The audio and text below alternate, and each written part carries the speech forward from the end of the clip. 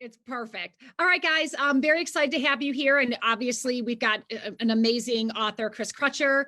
I'm Jeanette Gonzalez, librarian here at Ridgewood High School. Also have the fabulous Penny Blubaugh from Eisenhower Public Library. And we're really excited to have both the author and all you here to listen to him.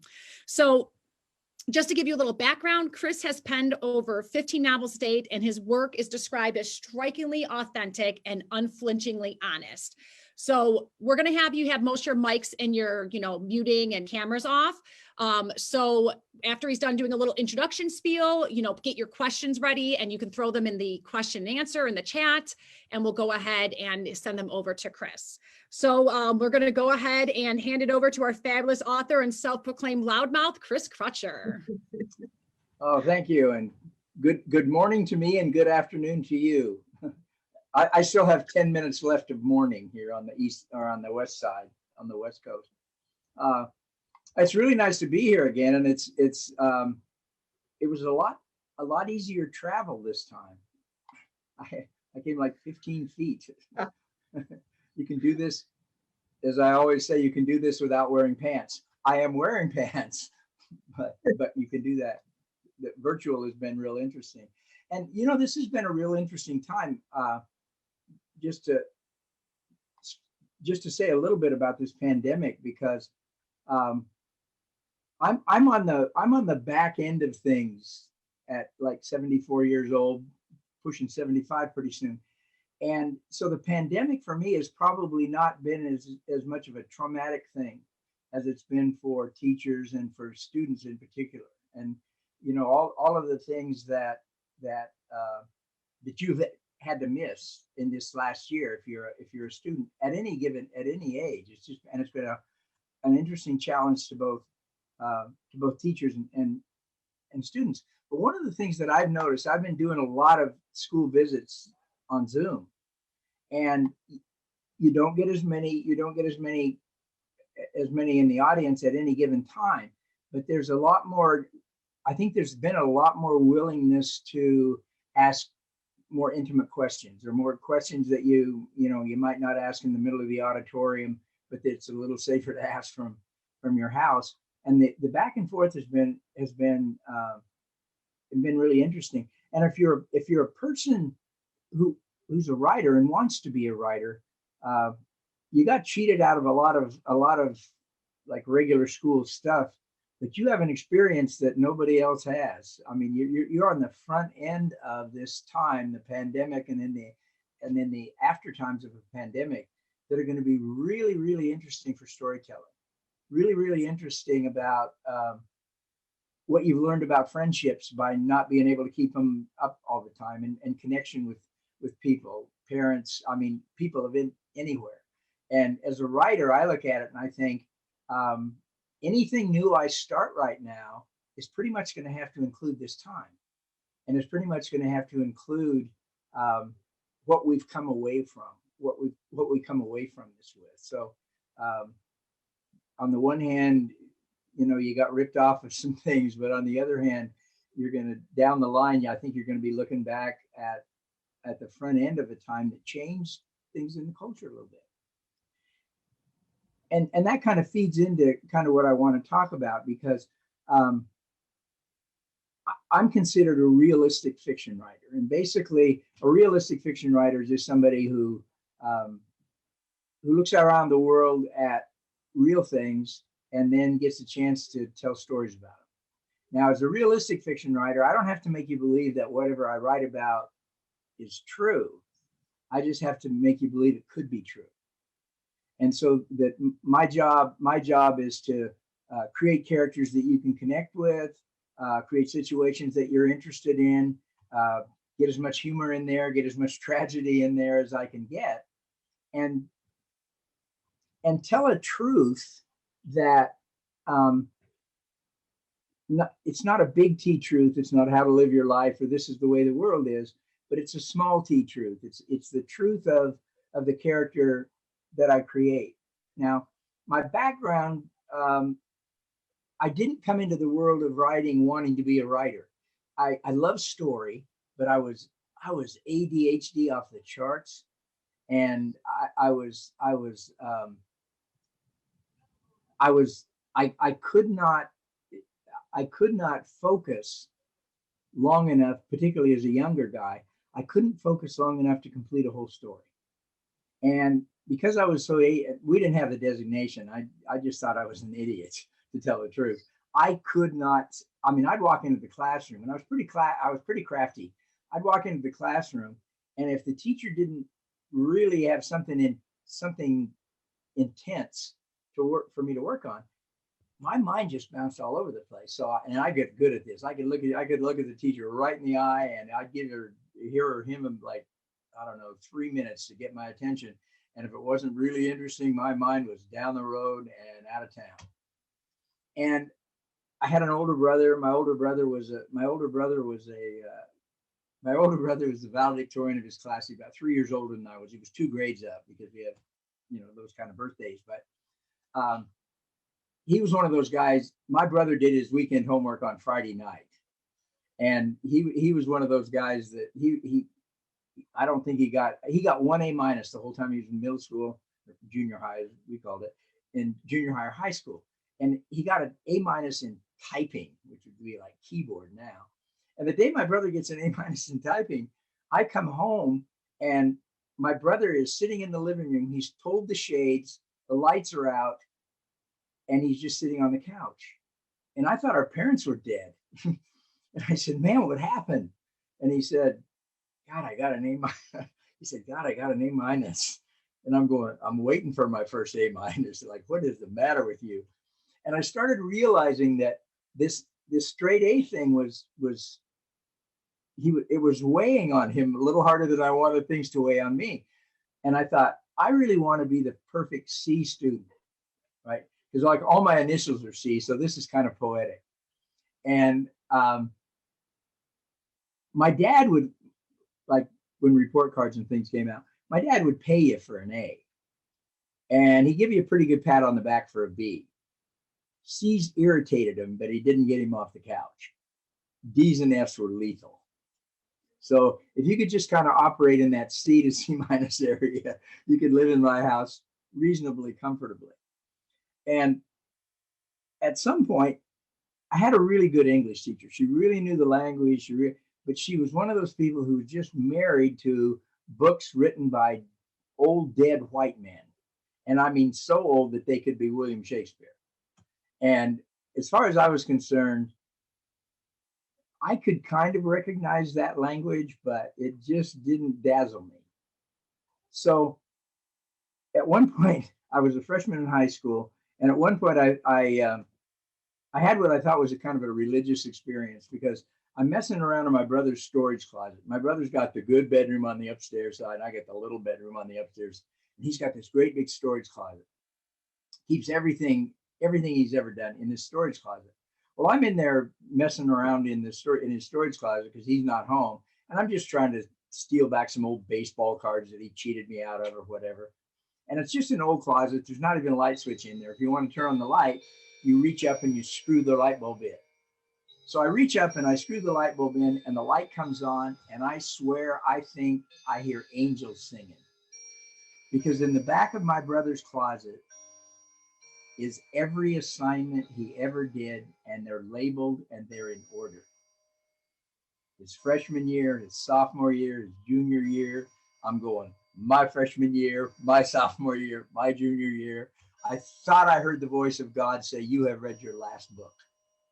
Because if I had to do a book report, I could go into his, I have to wait till he wasn't there, get out a book report. I didn't want the A, so I would misspell some words and come to some bad conclusions, but I could do a book report in about the time it took to do a TV commercial or two. And I was skating toward graduation and total illiteracy. I see a 70-year-old man. And one of the things that I had to do was change it a little bit, because I went to a really small high school. I mean, we had I'm going to the tunnel to 943 people, I think, totally in our town, and our high school was like 97. My graduating class was 15.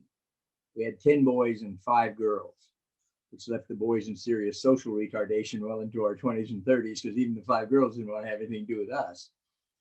But it was one of those places where if I was going to copy over, if I was going to copy over one of my brother's book reports, I had to fool the same English teacher who had read his book report 2 years before. So luckily there was no internet then, and it was hard to catch me. What I didn't realize, and I mean, I tell that story kind of tongue in cheek. What I didn't realize is that there was a wealth of stories out there that could have grabbed my attention. What I didn't know about being ADD or ADHD was that, on the one hand, if you're not interested, your mind really bounces around. But there's a level of intensity that just sucks you in. And I remember I worked for many years, and some of my stories come out of this. I worked in the world of child abuse and neglect as a therapist, and that's where some of the stuff out of Loser's Bracket and King of the Mild Frontier come from.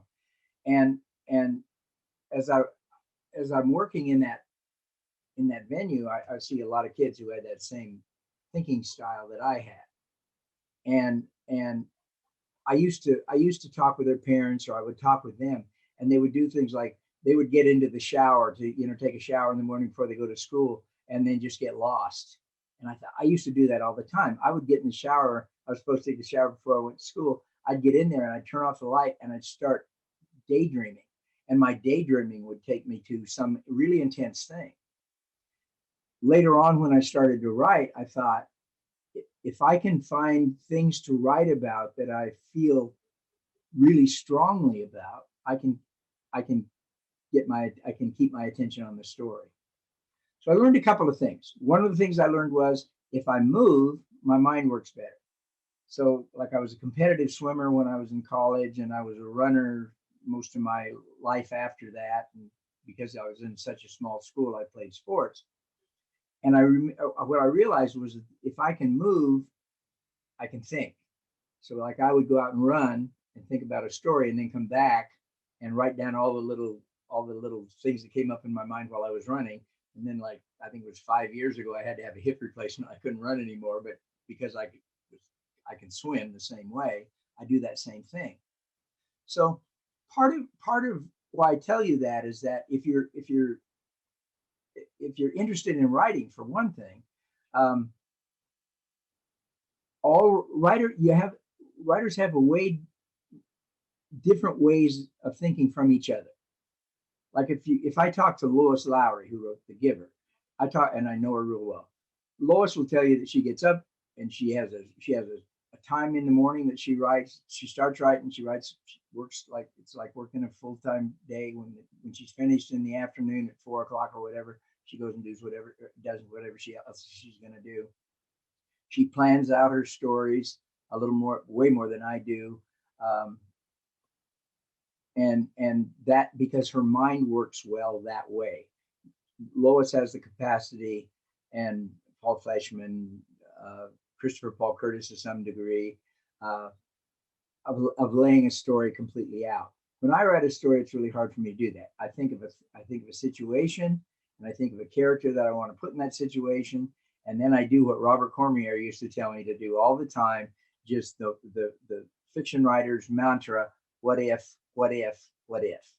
What if I stick another character into this particular situation to be a friend, or to be an enemy, or and then the story starts to play itself out. Now, when I write, I think I don't really have command of my story until I know the ending. And I've usually written about 8 chapters until I know the ending. Paul Fleischman used to tell me that he didn't write a word until he had completely outlined the story. And that just gave me claustrophobia. I thought, there's no way in the world my mind will do that. And the American novelist John Irving does a really interesting thing. He writes his last sentence first and his first sentence next. And everything else in the story goes in between. And he writes like 500-page books or 400-page books. I mean, John Irving, the crazy stuff. So if you're a writer, or if you're a creator of any kind, and I'm talking about any kind of art, you can get a lot of good information from people who do the thing, from the professionals who have done the things that you want to do. But the way your mind works belongs absolutely to you. So how you put your creativity together really is an important thing. Now, one of the things that I noticed when I started writing any of my books, and I'd go on school visits and things, people would say that it's the question that every writer gets all the time: where do you get your ideas? And it's usually the first question. Number one, it's usually the first question you get, because you'll go to the school and the kids will be getting like extra credit if they ask a question, and that's the easiest question to ask. But it's also really a good question, because basically what people are saying is, what do you think about? What makes you sit down and write a story? But when people say, where do you get your ideas? My first answer is, I get my ideas exactly the same place you do. I get my ideas out of my life. And I get my ideas out of the people that I run into who tell me their stories. So I started looking back at some point. I thought, I want to go a little further into that particular place to answer that question for myself. So, and a lot of you, I think you looked at, I'll get the King of the Mile Frontier, which was the ill-advised autobiography that I wrote. And the reason that I wrote the book is because I thought, I worked in an alternative school for 10 years during the 70s down in Oakland, California, and I pulled a lot of those characters into my stories. I changed their names and all that, but a lot of those people are in my stories. And I worked in the world of child abuse and neglect for, total, if you count part-time and full-time, for about 30 years. So I heard some really, really rugged stories. And when I started working in that business, I started thinking, I'm changing my idea of what a hero is. Because like when I'm growing up, Superman's a hero. But as I get older, I start thinking, Superman, he's not really a hero. You can't hurt him. It's not hard to be brave if you're bulletproof. And if there's no kryptonite around, you're in good shape. He's a nice guy, likes to save people and stuff, not a hero. Heroes are people who just keep getting up when it's dangerous. Heroes to me started being those people who took little slivers of their lives together and put them together to the point that they felt like they could influence what happened next in their lives, find some way to get some empowerment. But I also knew that a lot of what I was writing had to come through my own eyes. Because I remember when I started writing, I started wanting to write, and I was home. I was an adult, and I was home for a vacation or something. And I was talking to my dad. My dad was a voracious reader. And I thought, I'd like to try to write a story. I'd like to write a book. And my dad remembered my high school experience, and he was nice enough not to roll his eyes. But he said, and this was him all the way. He said, you do know that all the stories have already been told, don't you? And I said, what? And he said, all the stories have been told. I said, that can't be right. He said, give me a subject, and I'll tell you a story that's been written about it. And man, I am pulling stuff out of the cosmos, coming up with ideas. My dad would tell me a story that was written about it. He could have been lying because but he wasn't. And so I thought, well, I guess that wasn't the greatest idea in the world. And as I started to walk away, he said, however, this was my dad all the way too, none has yet been told by you. Nobody ever in all of history and in all of the future, nobody has seen the world exactly the way you do. So no matter what you decide to tell your story about, it's brand new in that respect. So when I sat down to write King of the Mile Frontier, I thought, I got to go back and see where some of this stuff came from.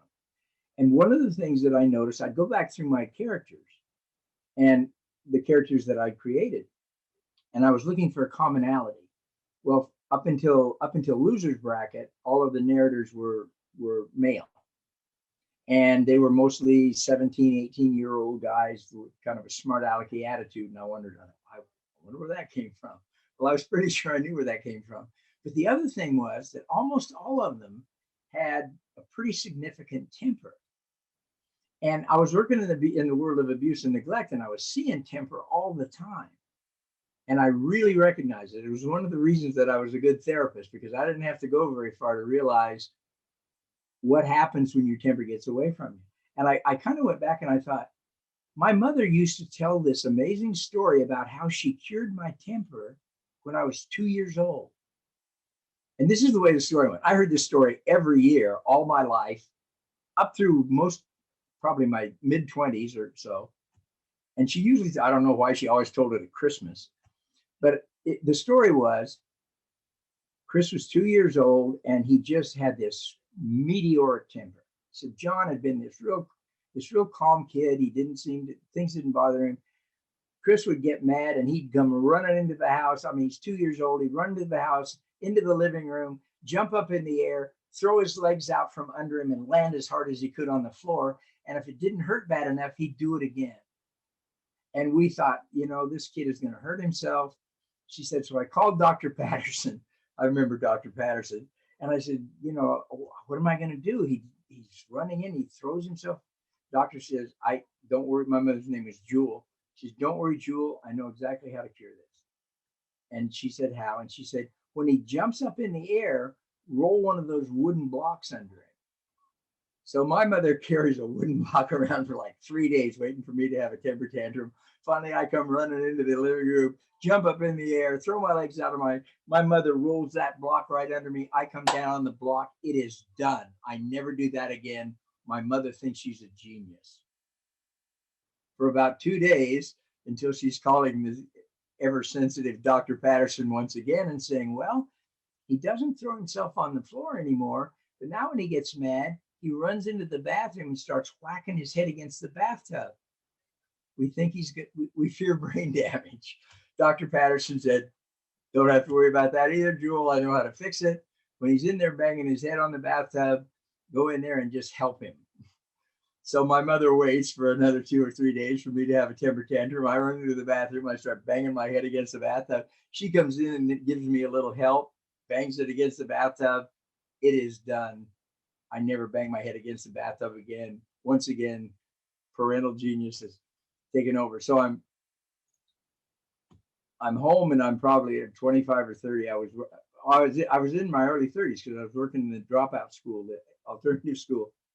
And I come home for Christmas and my mom and dad have some people coming over. It's Christmas Eve. Have some people over there having drinks, kind of sitting around telling stories. And my mother starts telling this story. And it finally dawns on me. I'm like 30 years old. It dawns on me, I think. I said, Mom, you remember that full-length mirror we had on the bathroom in the little house that was cracked from top to bottom because I just stood there and slammed the door until the mirror cracked? And my mother said, yeah, your father wouldn't let me fix that. Just he wanted to leave it as a monument to you. And I said, yeah, I did that when I was 5. I said, you remember the hole I kicked in my bedroom wall when Paula Whitson asked Frankie Bilba out of the Sadie Hawkins dance instead of me? My mother said, yeah, your dad wouldn't let me fix that either. I said, yeah, I did that when I was 16.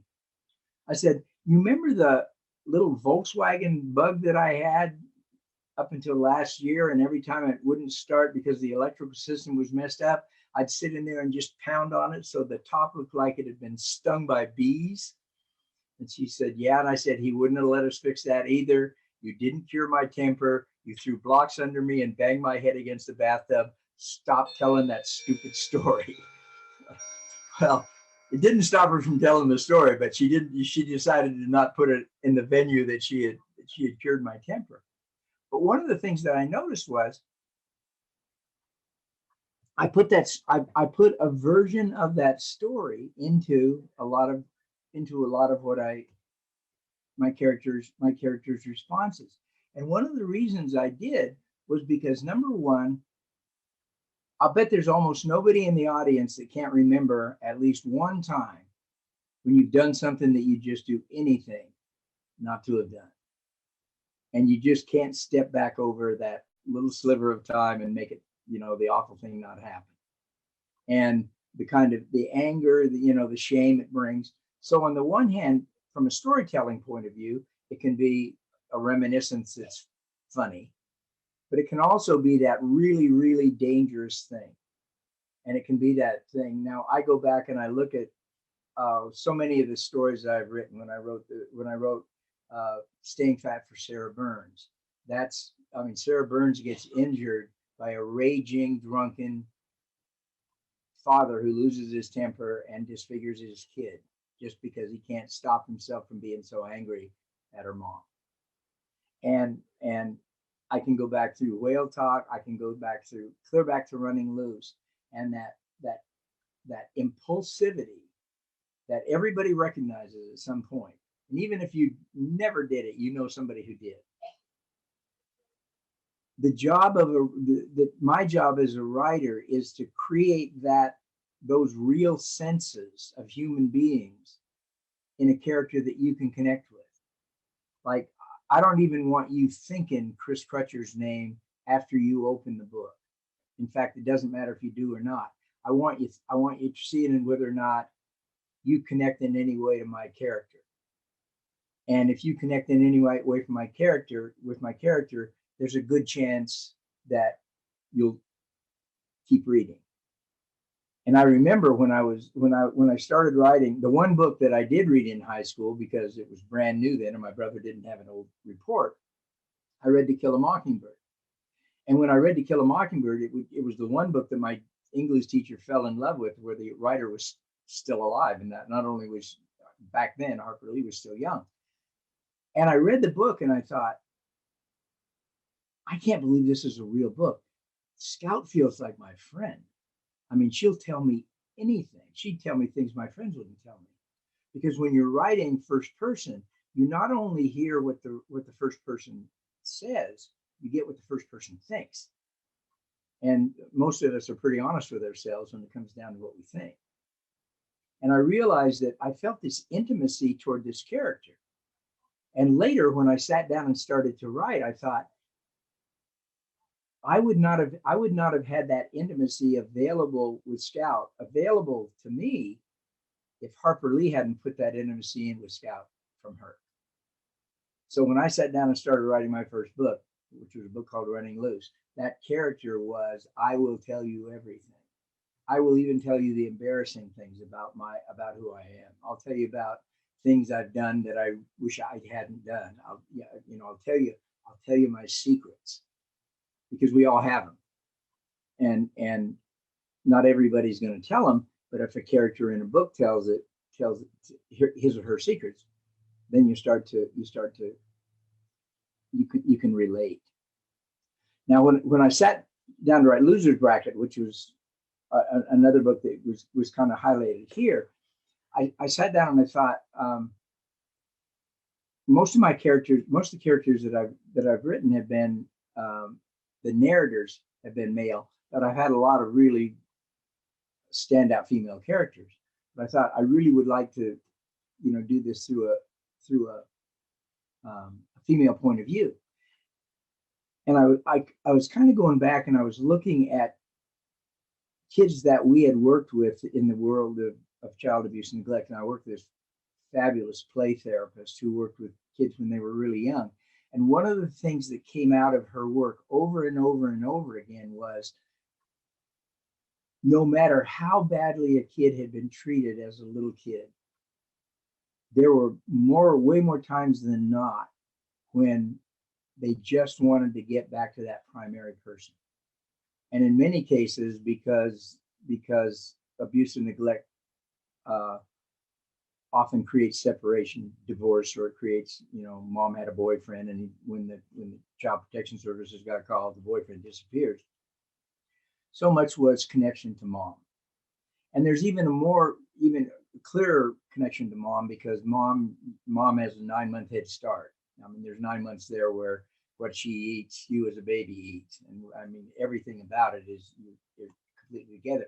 And there's a certain time after birth where you as a baby don't even know that you're a separate thing from mom. So it's tight. We started going back over some of the people that we'd worked with. And I mean, I remember hearing this little boy was talking about a really uh, abusive, physically abusive mom, and he had been taken away, and he was 5 years old, and all he wanted was to get back to her. And I mean, she was dangerous.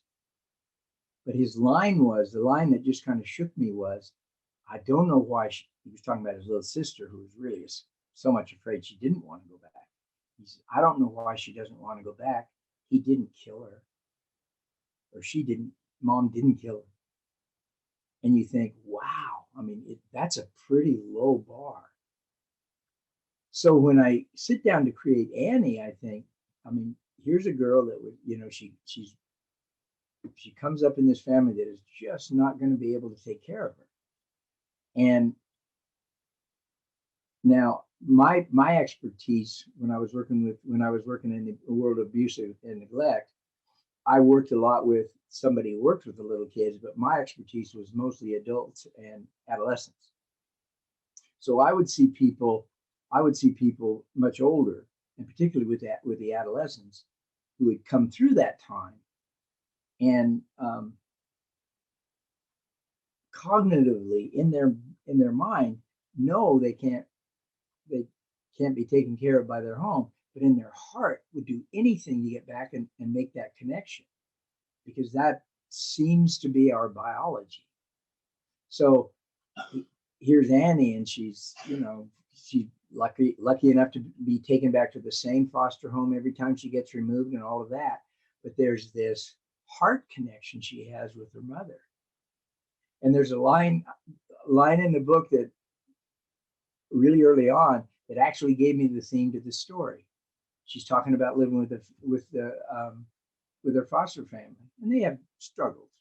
But she finally says, I didn't get the family I want, but I got the one I need. But the entire book, one of the things that you see her doing is sneakily getting back to try to make connection with that mom. And she wishes and she hopes and she imagines that something's going to happen that's going to make her mom be able to take care of her. And they've tried it. I mean, she's gone back and it doesn't work. And so she goes back, and then she feels that rip to being taken away again. And she goes back and she does what so many of the kids that I worked with had to do. And that's just to piece those good times together, the times that she can fall in love with, to try to make a life for herself. Now, as a writer and as a therapist, I've always tried to do one thing. I'm not a big believer in happy endings necessarily, because number one, just because a book ends doesn't mean a life ends. But what I'm always looking for, and it's because I believe this is true in life, is at the end of the story, I want to make sure that my main character and my main characters at least have a foothold or a handhold to go to the next place. That in the arc of that story, where here they are in the chapter 1, and the arc of the story is how did I get to the end of this story, and what did I learn on the way, and what got in my way. That's the story arc, the character arc for the story. And what can I take from that to go on? So it's always, is there a foothold? And in my mind, what I'm looking at, I looked at this way as a teacher, as a therapist, as a writer, is if a character or a client or a student comes into my sphere of influence and walks away with some sense that she or he can influence what happens next to them, then I did my job. Because real depression comes, I mean, sometimes it's biological, but real depression, situational depression, things like that come from feeling like you don't have any way to make your life any better. To feel like I don't have a way to respond to get to that next place. And if I feel empowered, if I feel like I have a sense of what I'm making the next thing happen, and I can make it a good thing, there we go. So that's Annie. I mean, when she's sitting there at the end of the book, getting ready to go into that crazy Thanksgiving dinner, this is the sum total of what I have, and to some degree, from Annie's point of view, yeah, I have to look at my life and say, these are the things I want to take on. I mean, we can look at the people who have been influential in our lives, and we could say, some of those things are really important things, and some of those things are things we want to get rid of. I mean, I'll look back at my parents and I'll say, my parents gave me some really good stuff. They gave me some other stuff I don't want to, I need to be able to, I want to take the good stuff and go on with the other. And other people in my life that have influenced me, because nobody's all good and nobody's all bad. So, that's where we are. So for me, working in the world of abuse and neglect, really had a lot to do with the stories that I told, because I used to think, if you really want to see how life works, look at it broken. Because if you look at it broken, then you can see how it can get pieced together to go to the next place. None of us gets very far in life before we lose something that we just wish we hadn't lost.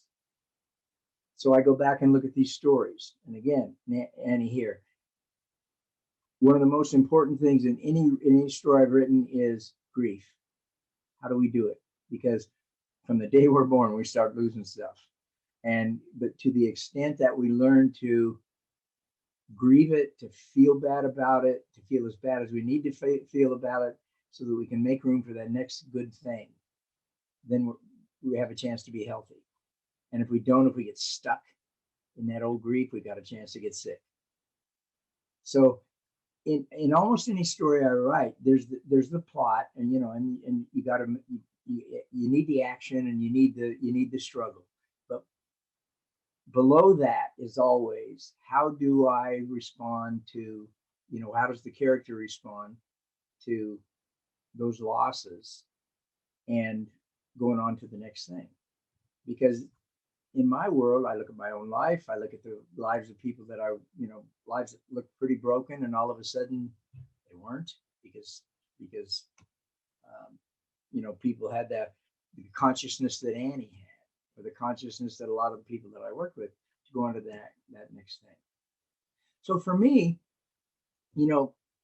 that story, and I go back and I look at a lot of amazing young adult literature, and just literature at any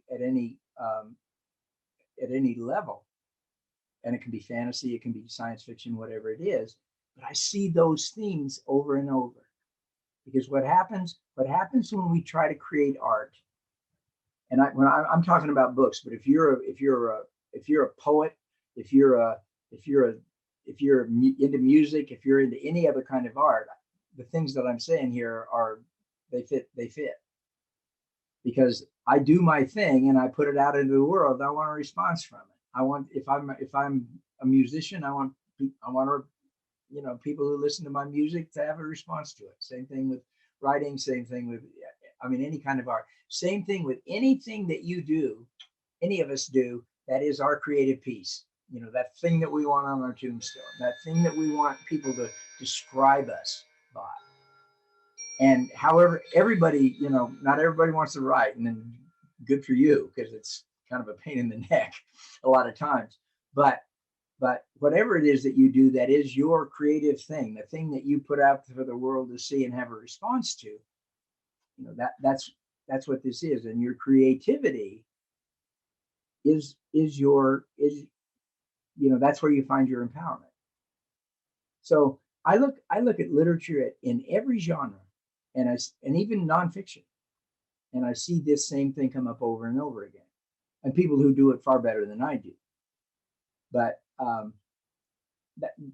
that's kind of in a nutshell. That's my picture of what storytelling is really all about. It gives us It gives us history. It gives us direction. It gives us things to love and things to hate. It gives us, you know, it in the best of worlds, it just lets us it lets us explore our entire emotional you know, package.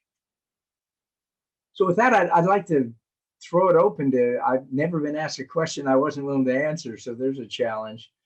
And I've had a lot of people try. I'm a fiction writer, so I might not tell the truth, but I answer all questions. I was gonna say, if you guys want to put any questions in the chat, or since most of you are on here as panelists, you can unmute and ask the question if you want. So go ahead and ask some questions. And if not, Penny and I have some that we can throw out there too. So let's see if we get any. Why don't we start with one of ours? No guts, no glory. Yeah, exactly. Penny, do you want to start with one? Well, you did, but you didn't really talk about it. You said you've written 14. You said at one point you'd written 14 more books than you read in high school. And I think you said that either in an interview or in your autobiography or something, but you said that. I've said that a number of times. And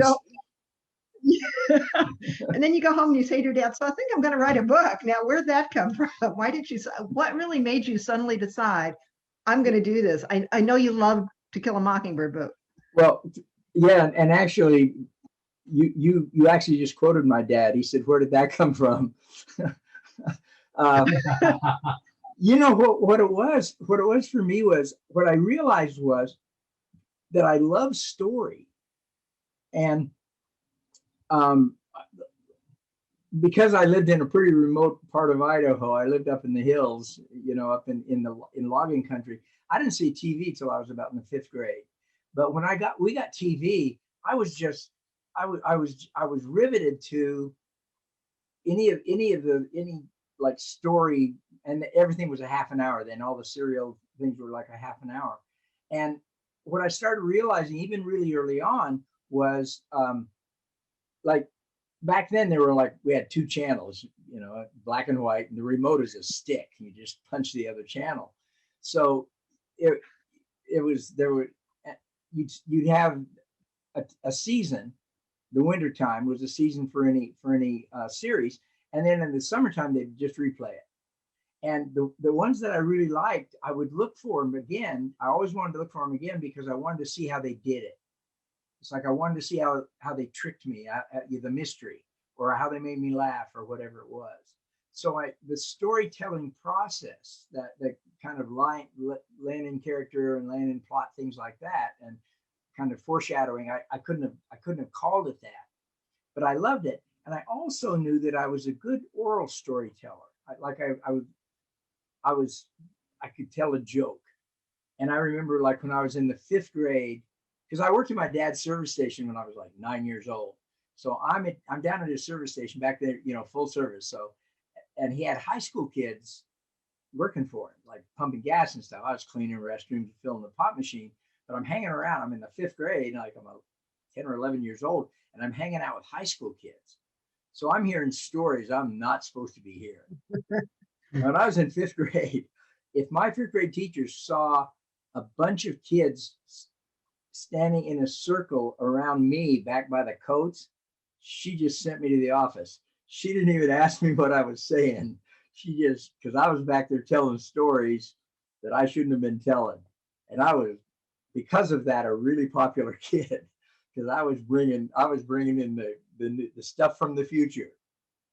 So I knew, I mean, that was kind of my identity.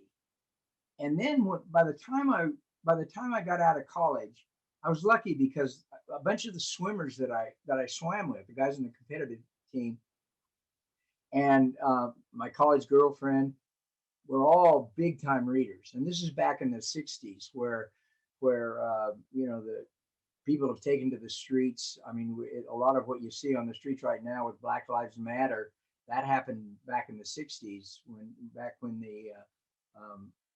Tommy Smith and John Carlos raised their black fists from the top of the Olympic podium. I mean, Colin Kaepernick was number 2 on all that. I mean, that was a repeat of something that had happened before. A whole bunch of black athletes had boycotted the 1968 Olympics Kareem Abdul-Jabbar, who was Lou Alcindor back then, and a bunch of really, really prominent athletes. Vietnam War was going full speed. And the literature that was coming out was Catch-22, Joseph Heller's Catch-22, and all of Kurt Vonnegut's stuff. These guys were gurus, and their stuff was so compelling that I did read it, and I was trying to keep up with my friends who were, like I said, voracious readers, and that was kind of that was the bridge for me. And then I thought, I've played off being kind of a doofus for a long time and given myself a free ride for not knowing things, not being smart. And I thought, you know what, if you're going to get smart, you got to read this stuff. And then I'd read a book, and I think if it was a book I really loved, I did it again. I'd go back and read it twice, once for fun, once for the entertainment value, once to see how they did it. Go back and say, oh man, I should have seen this coming. I should have seen this coming. So the reading, my best mentors, like I didn't take a lot of creative writing classes or anything like that. I was a psych and social major in college. So I didn't take a lot of that, but my mentors were Vonnegut and Heller. And then later, God, I read The Color Purple, and I had written some stuff already. I read The Color Purple 4 or 5 times. Just to see. People used to talk about how the grit of my books. Boy, I'll tell you what, Alice Walker passed me up on page 12 in The Color. It was raw, and it was so poetically, beautifully written. You thought, I got to learn how to do that. So that was kind of how I morphed into it. And when I told my dad I wanted to write a book, I didn't tell him I wanted to be an author. I didn't tell him I wanted to be a writer. I didn't want him to start laughing until he choked. Because that was a gradual thing. I was working as a therapist, and I was pretty good at it. And I was learning about human behavior, which was really informing my writing. But I was 4 books into it before I would even, if anybody asked me what I did, I was 4 books in before I would ever say I was a writer, and probably 8 or 9 books in before I ever said I was an author. And then I kind of looked at it, and I thought, God, writing is the one thing I can't give up. So, that's an ADD answer to a fairly short question, but it really is it was a gradual process. I think that's really interesting, because there's so many people now, especially with the internet and influencers and all this other stuff, that they are like, I wrote 6 paragraphs and I'm a writer, and Yeah. So I think that's very interesting. We just got someone in the chat who said this isn't a question, but I wanted to mention that you're very well spoken, and everything we're speaking about was interesting, and I loved reading the book. So thank you. No I really appreciate that. And then I have a question. You talk about being a therapist and working in child protective services for so many years, and you talked about that experience influencing your writing. Did you ever have a specific person in mind when writing characters? I mean, I'm sure you had to not blur the lines between telling their story, or did you ever have someone say that's my story? Did you ever have any of that experience? Probably the one that I had that was most like that, and there's a young 5-year-old in Whale Talk that when she was 16, she said, I'll sign papers. You need to stick me in a book. And I had started writing Whale Talk, and I thought, God, if I put this kid in the book, it's going to be better than it ever had a right to be. But the one that really got influenced me, I'd written 3 books, and I was getting banned. All my books got banned someplace, but I was also getting really good reviews, and I was being called a pioneer in certain kind of realistic writing, and the only reason I was being called a pioneer is because I didn't know not to write some things that I was writing. And I was still working full time as a therapist. I was at the mental health center in Spokane, And I had for some reason during this time that I was writing this fourth book, I had an inordinate number of kids who had been sexually mistreated growing up, and mostly girls, but a couple of guys. But there were two girls, and one really in particular. She was 16 years old, and she had been involved in incestuous relationship in her family back before memory, and she hadn't told anybody until she came into the center. And she had been with me she was 16, and she had been with me for probably 8 or 9 months, so we had a pretty good relationship. And she was a fabulous athlete and a fabulous student, and just articulate, and she could have a conversation with anybody, because her whole thing was, I want you to look at me here so you can't see me over here. And she had been, like I said, she had been being molested for most of her life. And we were talking one day, and she was a real clever kid, and she said, you've got to write this, because I read all the time and I've never read this. And I said, I don't know if I can, because I said, I get it, I understand it here, but I don't have the experience. I don't know that I could pull it off. I said, I believe you. I believe everything you say, but I don't know that I could write the character. And she was really funny, and she said, I guess you didn't hear me. You have to write this. So we went back and forth a little bit, and she said, you know what? She said, I'm a really good reader, which probably would make me a good editor. And she said, if you write it, and I'll tell you if you blow it. I'll tell you if you make a mistake. I'll tell you if it doesn't seem real. And I said, I'll give it a shot, but her friend was going to also read. And I said, I'll give it a shot, but I said, you can't be nice to me. And she laughed and said, when have I ever been nice to you? So I wrote Chinese Handcuffs, and one of the main characters was a girl who had gone through, I didn't use her story, but I used one enough like it. And it took me a long time to write, because she did read. I mean, these two girls, and particularly she, read every chapter, and there were places where I didn't get it. And she would give me these little details of how you thought, and how you got people to not, how you kept your secret, and how you led these almost two separate lives. So I wrote the book, and it made my editor a little nervous, but she's fearless. And so I wrote it, and like I said, I'd had about 85% good reviews for my other books. Chinese Handcuffs was like 50-50. People who loved it, and the people who hated me. I mean, I never heard so many critics say things about me that, and I thought it was fine, but I thought, I wonder if I crossed a line going from reality to fiction that I just didn't know was a line. But I'm down in Houston, Texas, just after it came out in paperback. And I've been talking to a bunch of kids in this really big school. And we're afterwards, and I'm signing some books and talking to kids. And, I signed some kid's government book because, I was leaving. He was going to, if somebody's going to get in trouble, it would be him. But there's a girl behind me, and I can feel her back there. She's waiting till everybody's gone. And when everybody's gone, she steps up and she said, I didn't have any questions or anything, but I just wanted you to know that when I read Chinese Handcuffs, I thought you knew me. She was 17 years old. She was getting ready to graduate. And she said, I've never told anybody this before, because I didn't think there was anybody to tell. And she said, I read Chinese Handcuffs. She was pretty funny too. She said, and I figured if some old guy in Washington knows it, there have to be other people too.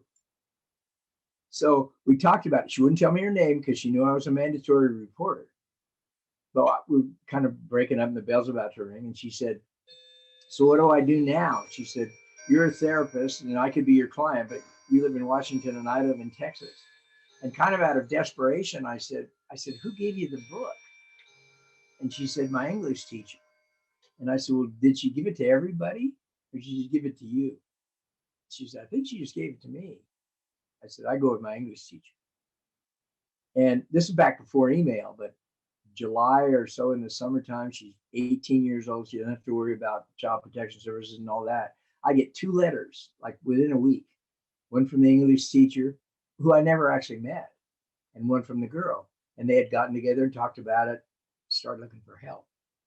Now, at that point, you can give me a hard time all you want from the critic's point of view. I get it that Chinese handcuffs probably isn't going to sell as many books as some of the others, but I also know that basically I was a conduit between this girl who said somebody needs to write this and what happens. Now, later on, I mean, you've got all these great Laurie Halse Anderson books. I mean, people are out there. I mean, the connection that gets made from people who are being treated badly, that stuff is out there all the time. And Robert Cormier was out there with that stuff, and Judy Bloomer and Susie Hinton. Those guys were out there for a long time. But it finally started to work its way in. And in my mind, it got to be, I started to recognize that I grew up with people just not telling me the truth. Even the people who cared about me, they don't want you to feel bad. I mean, even your parents or your teachers who care, they don't want you to feel bad, so they don't tell you what to expect. And I remember when I started writing, that I started writing to some degree out of anger. My first book was a book about racism, and you read a lot of stuff about race. I grew up in a logging town in Idaho, 943 people. I was probably 11 years old before I ever saw an African American human being in the flesh, but I heard the N-word every day. And I didn't realize the bigotry that I was growing up in until I got far enough away from it to think, oh my God, I mean, how ashamed can you be? And how can you fix it? And one of the ways to fix it was, number one, to write about it, but to also understand that as a white guy, and then an old white guy, and then looking back and realizing that I am a member of the most privileged human beings that have ever set foot on this planet. And that I've been given opportunities I should never have been given over other people because of my color and my gender. That I'm going to have to tell stories that rectify that to the degree that I can. And I used to have this discussion with Walter Dean Myers all the time about what I could write that had to do with racism, as opposed to what he could write, growing up in Harlem and going to Vietnam at 17, lying about his age and going to Vietnam at 17 and coming back and writing at some point Fallen Angels. I can't write that story. Again, I can get it here, but I can't get it here. But I can write Whale Talk, and I can write stories of adults trying to throw bigotry back down into the future by telling those lies about one group or another people being inferior for whatever reason, just because I have to make somebody else look bad so I can feel better. That's what bigotry is all about. Works. I mean, I got banned like crazy from writing Chinese handcuffs or not Chinese handcuffs, Iron Man and athletic shorts for putting gay characters in those books back in the 80s. I mean, it's bingo. You're going to get banned all over Kansas, and a whole bunch of other places in the Midwest. And it's getting better, but it's getting better because the people who grew up being treated so god awfully. I mean, if you go back and you look at Jackie Woodson, I mean, Jackie Woodson is gay, black, and brilliant.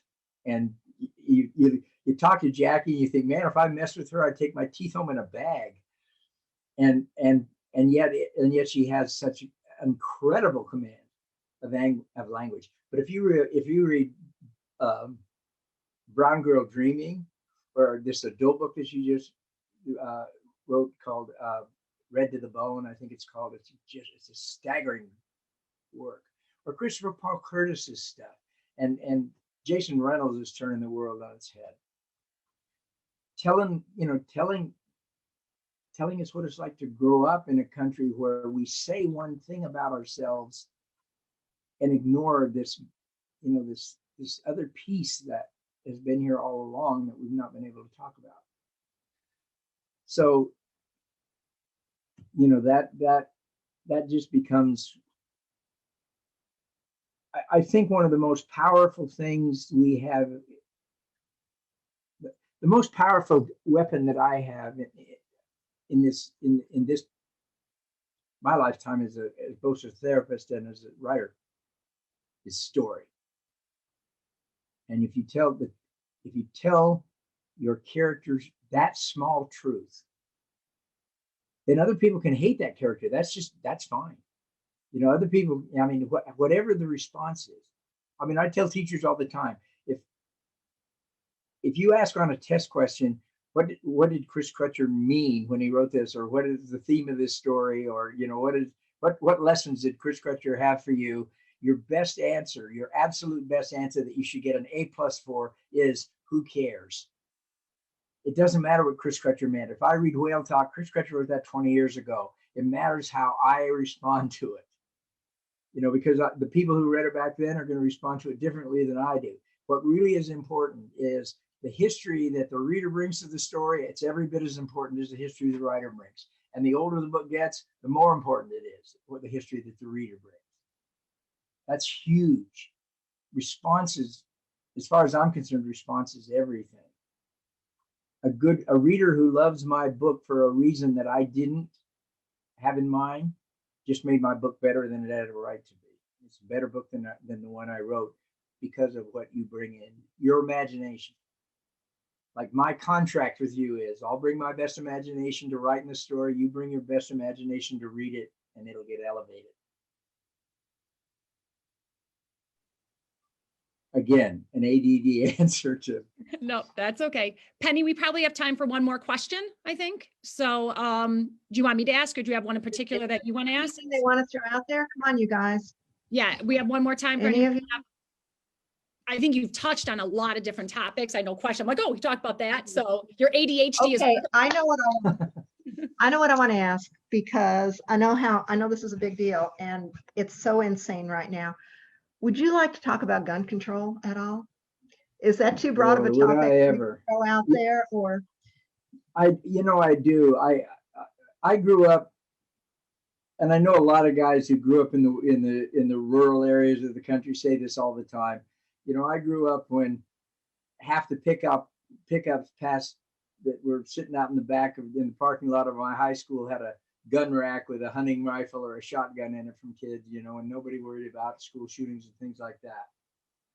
We did not have access to an AR.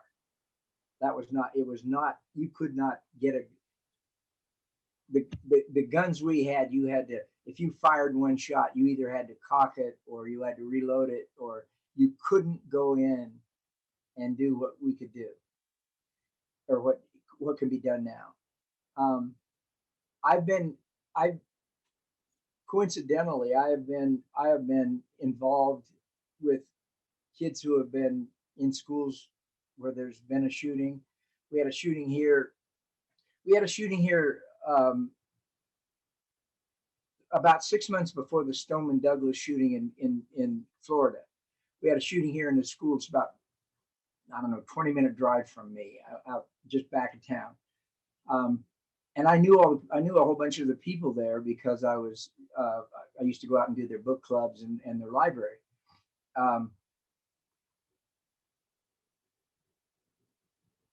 And there was a young boy who's kind of on the autistic spectrum, went to school. He was a sophomore there, and another kid who was giving all kinds of signs that he was a shooter, and in fact had been suspended, and they bring him back because they have to. He's been through therapy and all of that. He said on a number of times he's going to do something to make himself famous. His dad has gun. He's got a gun thing at home, but he's got his guns locked up, but the kid has a key, so his guns aren't locked up. He's got an AR in there, and he's got a bunch of other guns. Kid takes the AR, he goes to school, and he has a pistol that he put in his back thing, and he brings it in a sport bag, Nike bag. Walks into the school, and I went out there when they opened the school again, and they had me kind of just out there walking up and down the hall looking to see how things looked. And I was looking down the hall before class when the hall was full. If you had an AR, you could empty that hall. If you could water your garden hose, you had good enough aim to empty that hall with an AR. The kid gets out there.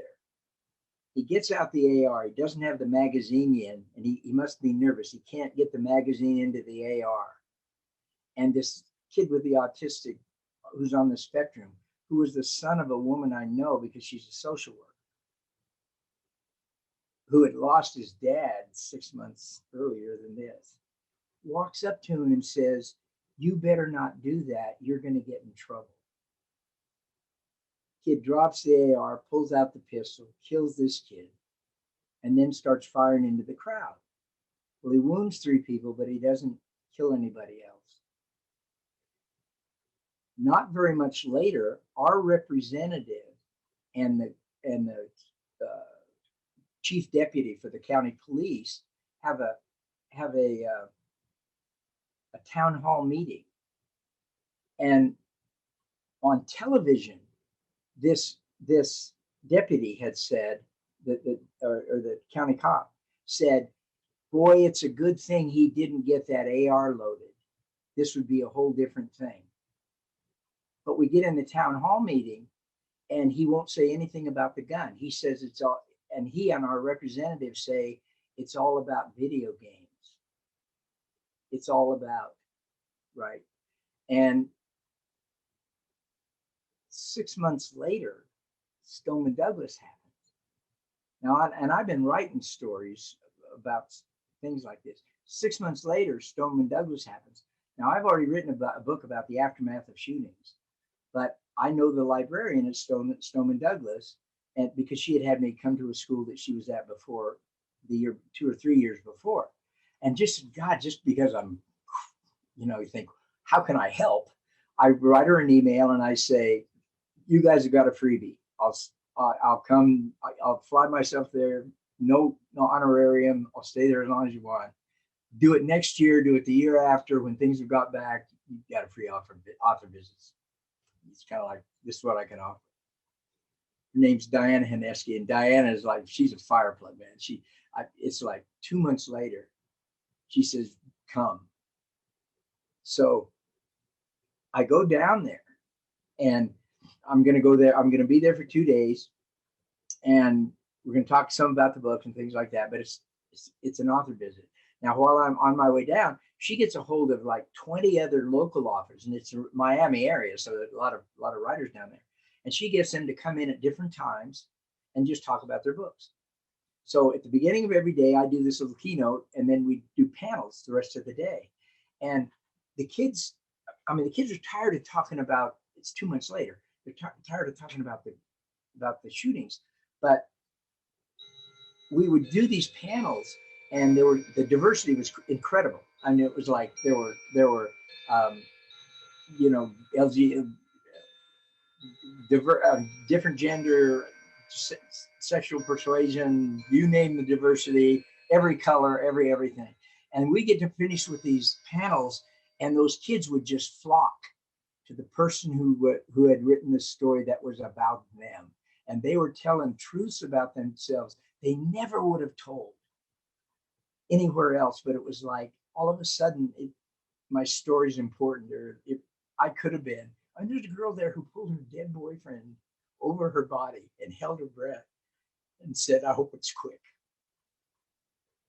So, and this guy, he had the AR. He just walked through there shooting anybody that moved.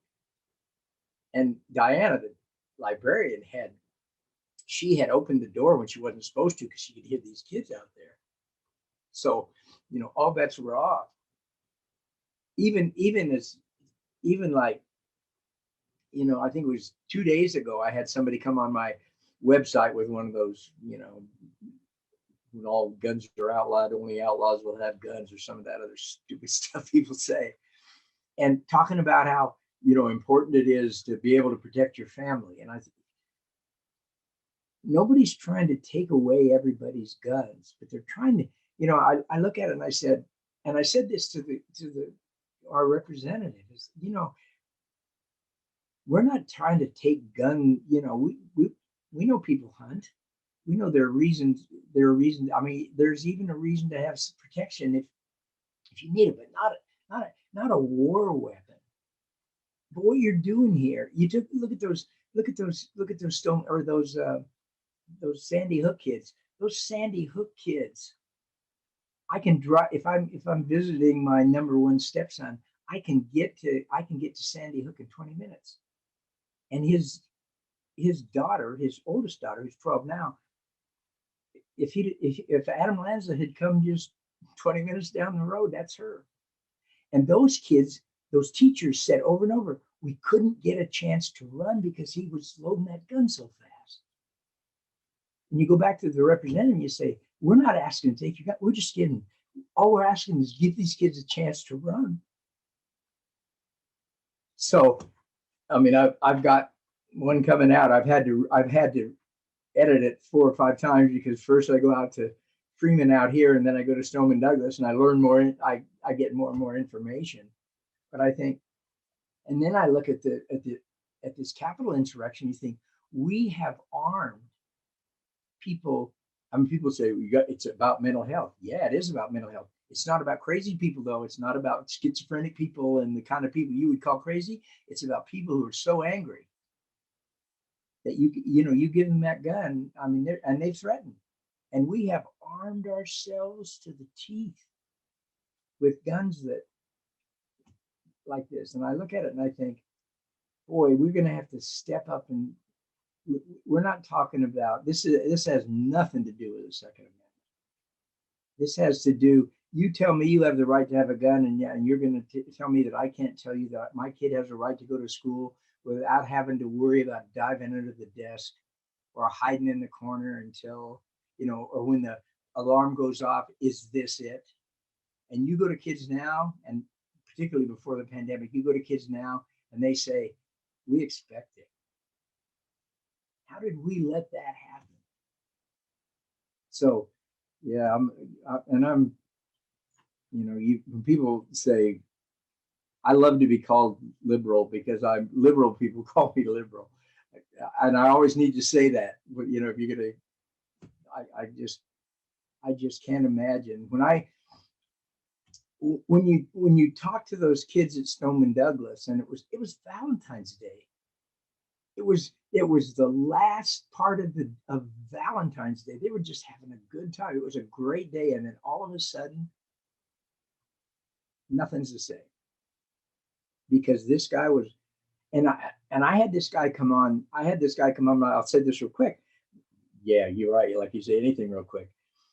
I had this guy come on my webpage the other day, and I said something about it. I said, you wouldn't be putting that stuff on my thing if you had to talk to any of those kids at Stoneman Douglas. I knew you're going, because they always never know. He said, yeah, well, yeah, how about the guy, it was a good guy with a gun who took him down. I said, you need to at least read the paper, because no good guy with a gun took him down. He dropped that gun, walked out of the building. He went to a fast food place. No, the guy with a gun didn't go into the building at Stoneman Douglas because he was outgunned. He didn't have an automatic weapon. But when they try to make that Second Amendment argument, it isn't really a Second Amendment argument. And I mean, I go back and, I think that I say this all the time. My dad was a bomber pilot in World War II. He was by the time he was the age I was when I was in, graduated from college, he had flown 35 missions over Germany in a B-17 as a pilot. And he was a patriot, and he was conservative.